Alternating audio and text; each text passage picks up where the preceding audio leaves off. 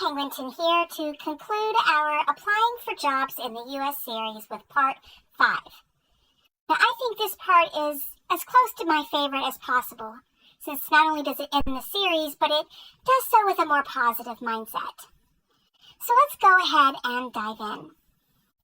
Above all the other recommendations in the last 4 parts, this one is know your worth. Companies do not want to pay you. They want to make their money and not have to pay anything out in their ideal setting. However, the law requires them to compensate for work performed. So, before you begin applying, take the time and do the math. Ask yourself these questions. What do you need, salary-wise, in order to make ends meet? What does the average person in your area make for their salary along the same job description? What is the cost of living when you account for rising inflation in the next few years? Meaning, not only covering your bills, but enough to allow for when those bills increase. And what do you need to bring in on a paycheck to pay all the bills, set a little aside, and have some fun? Don't add your income to a partner, roommate, or family member when you're calculating the salary that you need. Your math should only include you as a single income household and as the sole breadwinner. In the event that either you or your partner becomes unemployed, disabled, or, heaven forbid, passes away, the remaining income should still be able to pay all the required expenses. Plan for those types of hardships rather than spending both incomes and finding yourself paycheck to paycheck.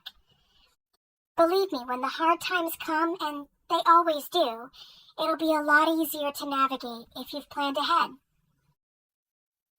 Be honest with yourself on the value of your skills. Yes, your experience and skills are worth a decent salary, and you should absolutely fight for that. But don't expect a miracle paycheck if you don't have what is needed for the job, or if the job isn't known as a unicorn. Most of those jobs offering a lot of money for, beginner skills, well, remember, those are going to be your scam artists.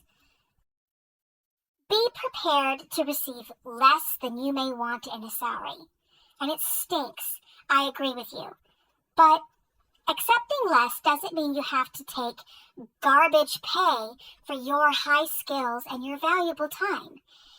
It just means that right now companies are lowering what they are offering as the economy is tanking, and they're getting away with it, keeping their profits and passing on those losses to you. You may want to be more realistic in what you need money-wise and tighten the belt just a little bit more. Cut back on all of those coffees and breakfasts on the way to work. Carpool. Dial back on the mani-pedis. Find all those little things that cost so very much. Streaming services are a big one. And just, take the hit for a little while. Maybe choose one streaming service for about 2 or 3 months, and then switch to a different one instead of having 6 different ones going all at once. That'll save you a lot of money. Apply and ask for what you want. But be ready to negotiate a little lower with some extra perks to compensate for the reduction in pay. Now, I know that's a little hard to do, but sometimes that bus pass guaranteed every month or a little bit of a stipend for your internet and phone usage that you're using for the job, that helps. It's just a little extra that you didn't have to pay, and it's a drop in the bucket for companies. So getting them to agree to that, or maybe for a few extra vacation days, those things can be added to your contract. So don't be afraid to ask for them. Companies that are hard-lined about what they'll offer, and if you don't like it, then they'll just move on to the next person, that's not a company you want to work for. They're going to really drive you into the ground and never, ever appreciate you. You matter. And the work that you provide matters, and it deserves fair compensation all the way around. So don't be afraid to fight for it, but also realize where you need to compromise. And folks, that's all I've got for right now. The job market is not getting any better, regardless of what those in office are trying to sell you. Don't believe the smoke they're blowing up your skirts. You are not Marilyn Monroe, and not a single one of us can pull that off anymore. With the thousands of applicants per job out there, it's going to take longer to find solid, good quality work at a reasonable salary. So do the best you can, hold your line as strongly as you can, and keep your chin up.